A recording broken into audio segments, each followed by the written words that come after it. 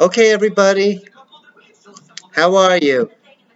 Now comes the big scene. Well, it's actually it's kind of one of the big scenes. There's a lot of even bigger scenes coming up after this, but right now we're in the middle of the New All in the Family episode 10, and we're going to do scene 2A since scene 2, which is the family Zoom breakfast, is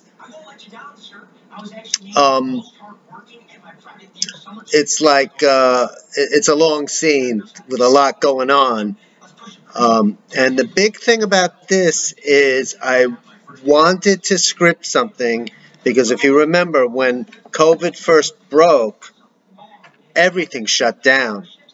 So my idea was, since people were doing Zoom meetings, that we would have a situation here with Giselle, of course, as you already know, being very, very, very on the alert and wanting to go to the nth degree regarding COVID protection. So she sets up a Zoom breakfast with Josh and her in the kitchen, since he's on punishment and he can't have a phone or any other technology in his room. But since he's been quarantined to his room already for so long, it's not such a big deal for him to be together with her. But the other two, that is Samantha and Joey, are confined to their own rooms, quote unquote, since Joey's is the living room. And they have this breakfast, and a lot of bickering goes on, from politics to the kids' complaints to how the drop off in Joey's business will affect them adversely, prompting Giselle to suggest asking Mike for help, which upsets Joey. And now for the narration. Internal, split computer, phone screens, the kitchen, the living room, Samantha's bedroom, day. In other words, a Zoom setup. Everybody is at their screen, eating their breakfast.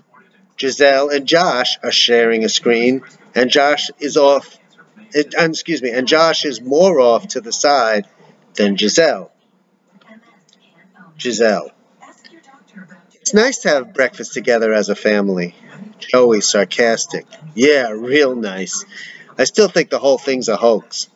Giselle. Well, you heard President Trump, darling. Joey.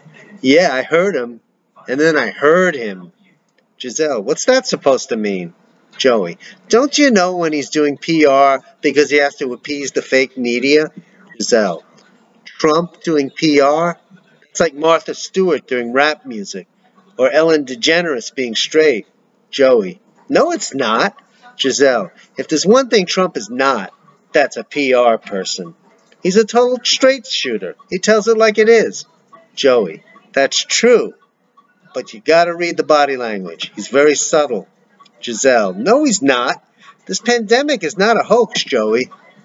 Joey. Oh, you're so naive, it's not funny. Samantha. Can we talk about something else? You guys just keep going on and on like this every meal. Nothing's changed.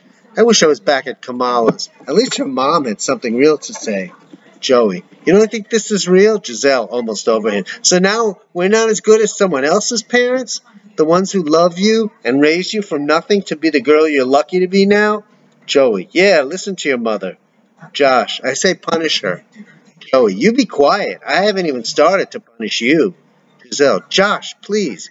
Don't tell me how to be a parent. I raised you from nothing too. Joey. And look how he turned out. Giselle. And Joey, please. And don't pretend you had nothing to do with it. Joey. Who's pretending? I'm like Trump. I tell it like it is. Josh. Damn. Samantha. Now you know what it feels like, big mouth.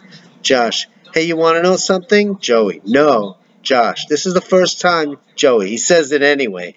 Josh, uninterrupted. We've eaten together since. He stops. Giselle. Go ahead. Since what? Josh. That's all. Samantha. Either way, it sucks. Joey. Watch your mouth. Josh. No, I mean when we could be together. We weren't. Now we're all together, but we're really not together. Joey. Sarcastic. What an amazing deduction. A quiet takes over as they focus on eating. Samantha on her phone, tuning the computer screen out. Josh. I wish I could be on the phone too. Samantha, looking up at the screen. Hey, how come he doesn't have to stay in his room? Giselle, do you remember the last time he went out and got within 6 feet of anyone? That's why he's with me. Pause as they eat. Plus, he's not allowed to have any technology in his room, so he has to be here to participate. Joey, if you ask me, the whole thing's stupid. Giselle, well, nobody asked you. I tried to arrange this whole nice situation where we could be together as a family since we're in this crisis. It may seem like an imposition now, but wait till days go by and you're all by yourselves with no one. You'll be singing a different tune then. Tell them, Josh. Josh, why me? Giselle, because you've been alone all this time. Josh, it's not the alone part that sucked. I actually like that. It's the technology part. Joey, well, I got news for all of you. If this keeps up, you can say goodbye to both alone and to technology. Because if we can't pay the bills, we don't get internet or a place to be alone. Now, honey, how do you propose to overcome that one? Giselle, after a silence. I don't know, Joey. We'll just have to hunker down. Maybe we got to cut out some of the technology for the time being. Maybe you can ask Mike for a loan. I think he'd be glad to help. Joey. Oh, you think he's making a salary now? Giselle. No, but he must have some money saved up for times like this. Joey. Oh, sure, that's exactly what he was saving it up for. Giselle. Well, the point is he's got it. Joey. Look, don't talk about my father helping us out. The last thing I want is for him to have something to hold over me the rest of my life. Giselle. Oh, Joey, don't be ridiculous. He'll never do that. Joey. That's because you don't know him. He's good and nice and gracious until one day, boom, he brings up stuff everybody but him forgot from years earlier. Josh, everybody but he. Joey gives a look of derision and a Bronx cheer. Samantha, can I go now? This has been the most boring breakfast I ever had, and you've come up with some real losers. Giselle, yeah, go ahead. You've already spoiled my beautiful idea enough. Samantha tunes out. Her screen disappears. This scene actually goes on, but that's enough for now because otherwise I won't be able to upload